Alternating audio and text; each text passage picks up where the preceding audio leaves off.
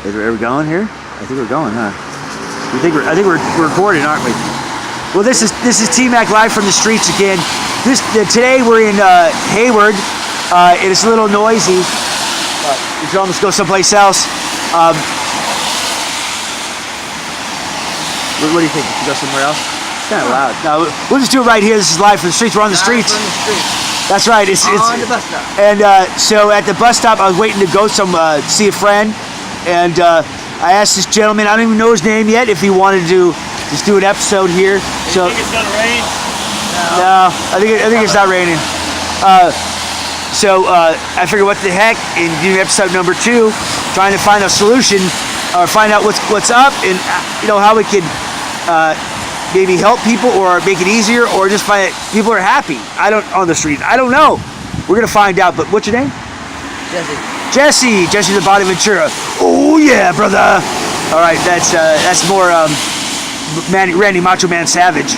But anyway, all right, Jesse. So, how long you been on the streets? About 20 years. 20 years, huh? What first got you on the streets? Drinking and drugs. Drinking and drugs sounds like a fun combination. For a while, I know I've been down that road. Were you ever off the streets in this 20 years? This 20 period? Off and on for a year or two in programs. So how do you feel about the programs? They try to control you. Yeah, that's what I was saying. Because I was thinking, I'm not trying to lead the questions here, but is that a lot of programs want you either to cram down spirituality, which I'm Christian, but I'm not into cramming Christian spirituality down anybody's throat. Jesus is a personal relationship between you and God. Absolutely, right? That's right. I talk to him everywhere, in the bathroom. I'm a born-again Christian. Yeah. And I'm not labeled as a Christian. I'm a firm believer in Jesus. Just because you have drug problems, or even if you're gay, which I'm not, as I told Jesse, but it's okay if you're gay, it doesn't mean that Jesus doesn't love you. It doesn't mean you can't be with him. But that's not why we're talking here. But do you feel that there's a better way than just better than that question? How are they controlling you? Straight cut off. Huh? Zero tolerance, straight cut off. Straight cut off. So you're supposed to go from doing stuff a lot to none at all. And there is, dip and dabble, right? But let me tell you something, right? I'm saved, okay? Yeah. Not delivered. Yeah. Me and God are working on that. Right? But you start with saved. That's it. Okay, so is there solution? Is there a way to have a program where you could still get perved every once in a while? And is that possible? It's probably not possible, huh? You got to stop, right? You got to want it for yourself. Yeah. Okay. Yeah. I kind of see that. Jesse, get off the streets. Jesse, get off the streets. Tell him when I'm ready, I'll get off the streets. Okay, when I'm ready. No. You're not forcing me to do it. Do you have a lot of family? A little bit. Here and there. I see. Have you lived with your family off and on this last 20 years? Yeah. Do you have any kind of good relationship, or? Yeah. That's good. I mean, people. They don't approve of what I do. Yeah. That's one reason it matters to me. Follow the rules to me. Yeah. There's a lot of misconceptions about homeless. That they're crazy. Jesse doesn't seem crazy, people. But I see him just as crazy. I've been diagnosed probably bipolar, probably have ADD, ADHD. With 2/3 of the way through a master's in educational psychology, I can self-diagnose myself. I know it's probably true, but it doesn't mean I'm crazy. Because what is crazy, right? Crazy is a temporary or permanent situation. Now, he doesn't seem like he's schizophrenic. Are you hear voices? Okay, all right. So it's just a personal choice for you to be on the street. Exactly. As I say, I'm on the streets by choice. Okay. A lot of people are. I clean up and get indoors and go to program, right, and work it, right, and do everything you can. Okay. Do you have a trade or an occupation or a job that you've done? I do construction. Construction. Do you speak Spanish? No. It's important to speak Spanish these days. I've learned it. I've learned it. There's a lot of retail too. Huh? There's a lot of retail. There's a retail. Okay. Marshalls and Dollar Tree, Goodwill. Okay. I've been all around All right, you know, I mean, I've met numerous homeless that have done construction, that work with their hands, and have done many odd jobs, as I have, even though I was a teacher for 21 years in America and three in Asia. I've done 180 jobs. You know, I've kept working. I'm going to give Jesse my card just so, because I do things.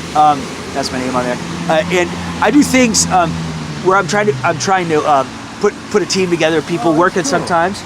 You know, so you never know. You give me a call, whatever, and I like to give people work. I did that when I was a high school teacher, help people get in college, get them work and stuff like that, and I get a kick out of it. And so, you know, maybe we could help each other down the road. It's always good to have people that can do things in your corner, and you know, respect people. And you know, I've found that people of all walks, whether they're driving a Mercedes or driving a baby carriage, it don't matter. There's scum and there's good people everywhere, and they come in all walks of life. And Jesse could be like the greatest guy in the world. He seems pretty cool, but I don't know that, and he doesn't know. A stone cold killer for you. Yeah, that's right. That's right. That's right. I could be my bags are packed. I'm ready to go. I'm ready to go anytime, Jesse. But I'm not in a hurry. My daughters really need me, but it doesn't matter. Well, get home. No. I'm not going home to them right now. But anyway, so Jesse, when was the last time you had a job? 4 or 5 years ago. 4 or 5 years. Damn. Actually, I'll tell you about. Because we're on Mission Boulevard in Hayward, and I worked for several retailers all up and down the strip. And so yeah, odd jobs. Yeah. Okay. Clean up, security. I watch a lot of people's business with me. Sure. So that one of the places I stayed, they allowed me to stay there because I do security for them. I stopped several break-ins in there. Oh, so you stay inside? You're indoors? On the back porch. Okay, that's cool though. Out of the rain, or? Yeah, we had rain and everything. Oh, that's pretty sweet. And you get to. Everybody wants to one of the best spots in Hayward. Okay. But again, I earned it. You know, I'm not a fuck off. Yeah, you're useful. I mean, I you might do. I do my drugs. Yeah, but you don't do it right there, maybe, or do it discreetly. Yeah. So you go around the corner. Yeah, you know. They know. They're not good. They know. Yeah. So you know, there's people that have to be there for us, to reach out to help us. I found a lot of people like that in my life, and I tried to do it myself. Did I give you $1 yet? Yeah. Okay. Cool. But respect goes both ways. Yeah, absolutely. They get respect. You know, they give you a spot to stay. You mean? Then you better have enough respect not to smoke weed and dope and and everything else on that porch. Right. And, okay. But they know what you do. But you're respectful about it. Sure. And they respect that. Okay. What now? As far as don't think you're too crazy. How do you think? Do you think you need help or? No. No. Okay. All right. See. I said no, like I'm prideful, but no, it's not pride. Everybody needs help. Sure. Absolutely. But can you get up in the morning, right? Like I do, right? About 6 a.m. No, actually 4:30, and bam, hit the streets, right? 4:30 in the morning, right? It's quiet, it's dark out there, the cars on the road, and I'm going recycling. Yeah, you know, see, this is what people have a misconception, again, that homeless people don't have a job. That's it. You do. I know a guy on parole, okay? His PO told him, if you don't get a job and make at least like this much money a week, we're going to violate you. He made $120 a week recycling.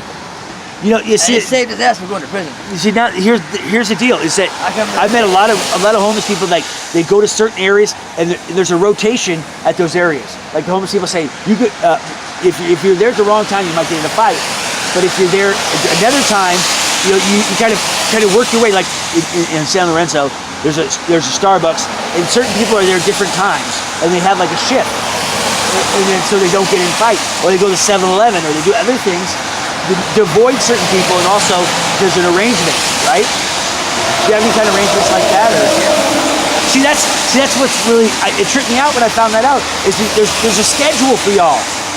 Me and my buddy John, we control Mission, Pinson up to Barry, and we've actually had the cops arrest several people, and the residents. We hit 20 years, man. We get to know them, right? Yeah. And we're just going there getting a lease out, and us, right? And yeah, there is like a gang kind of thing, but it's not really a gang thing. It's just like a co-op. It's like an organization of people that are like-minded. Yeah, It's like the- it's get on like- my block. You know? It's like And when the residents come in and they say, hey, get out of here, this is Jesse John's area. Then it even double backs up. You know, several residents. Hey, what are you doing? Get out of that dumpster. You know? it just so it's kind of like the Rotary Club or the Lions Club. But, yeah. You know, but Yeah. people think there's no honor among thieves. Have you ever read any John Steinbeck books? No. Mice and Men, Cannery Row, Tortilla Flats. Well, I'm gonna get you some of those books. We're in I'm sorry to put this without getting killed. We are in Gangland. Tortilla Flats is where we're sitting. That's what I called when I lived in We're sitting down off of Stanwood in Hayward. That's all I'm saying. That's all Tortilla Flats because it was just a lot of Hispanic people. That's what we call this area right here. Yeah. You know, that's what I called it where I live. Now, those books are where John Steinbeck talks about the honor among thieves, honor among the homeless, and actually the people that have not a lot of work, but they get by and they have a sort of honor. And I think there's a system that everywhere you go, whether it's a good or bad system, there's a system. And people have to fit in or fit out, or get out, you know? No, see, I don't believe in intimidation or anything. I believe in terms of second, first come, first serve. That's right. And there's a lot of little Asian ladies, okay? Yeah. You're saying they can put you in their shoulders, right? And you know what? I give them my shit, but you know, I mean, I'm only 37 years old. Right? Yeah. I can pull Want a some lick. gum? Yeah, sure. I can pull a lick. You mean? I can be decent, right? I can panhandle. Yeah. I call it the cop clip, right? It's everything on your belt right here, right? If you're homeless, right? If you don't got all these things, then you're a problem. You know, when I taught at-risk population, high school, junior high, one of the things I would say is I try to put tools in their belt because they come in with like a broken screwdriver and a cracked hammer, and I try to put useful tools in their belt so when they leave, they can go out and they can coexist in the social norms. Yep. You have a social norm in your homeless world, and you adhere to it. Yep. Some people adhere in a negative way. You seem to take a positive view on it. Yeah. And you have a realistic view on what it being in it for 20 years, right?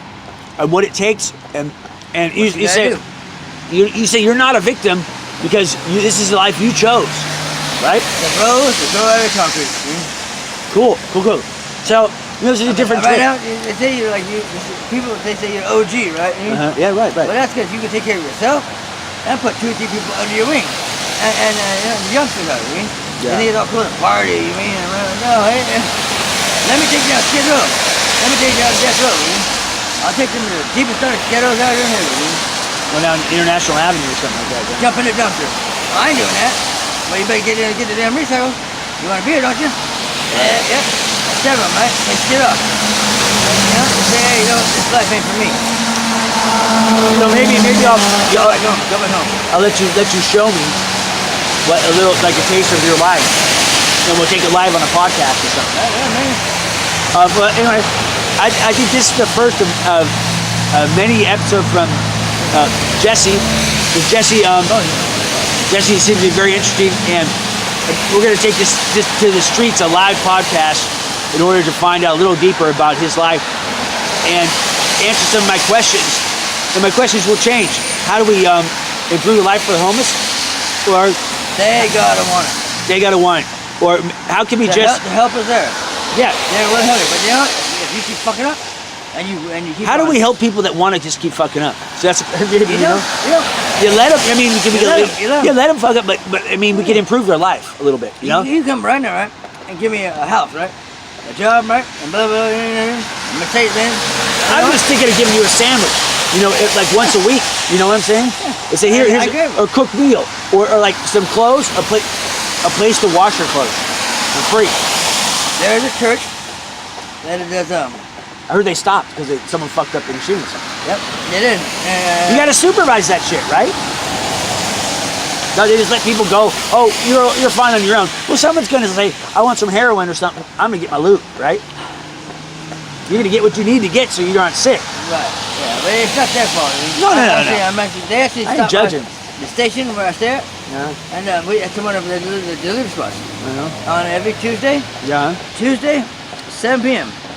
76, Mission and Tennyson. Okay. You Can't know. miss me and my old man John and all the You see. all the cronies. Okay. You see. There could be things like My that. little gang. You know. And there, people say, "Oh, you shouldn't help them. They should. You know, we should give tough love." Forget the tough love. You, Jack, you get some tough love. How about just going out of the kindness of your heart, making 50 sandwiches and going out to, or making a big pot of soup and say, bring some people some warm soup and just loving them like Jesus would love them. Have a good right? Timmy, bomb stroller, my stroller. Okay, so Thursday, Tuesday, 7 o'clock. 7 p.m. at the 76 station, Mission and Tennyson. Okay, And I'm going to be there. The Cigar is across the street. That's where I stay on the back porch. Okay. It's a big ass station. You can't miss it. This is Tmac, live from the streets. Second episode with Jesse. We're going to see him again. We're out of here. Remember, Jesus loves you. Ha.